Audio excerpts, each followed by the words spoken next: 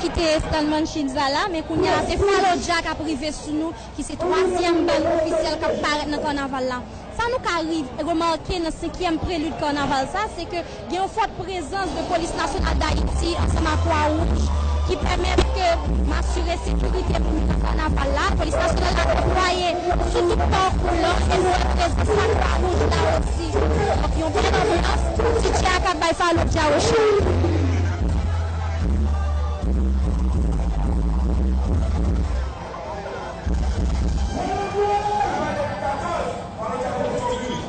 Falodja qui arrive, Falodja qui a suivi sous écran. On a rappelé que nous avons déjà 4 portails pour avec Falodja qui a fait à peine arrivé là et qui a suivi le franchissement. Quand nous sommes là, nous avons un fil d'action faite à Nessa pour permettre que nous puissions carnaval en toute sécurité.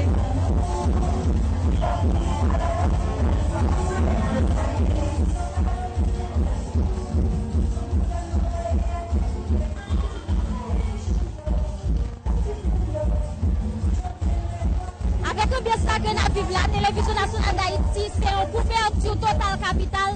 Nous allons rejoindre une collaboratrice, nous, Cassie, dit Sean Mas, qui fait nous vivre. Comment bien c'est Sean Mas? Cassie, comment ça y est?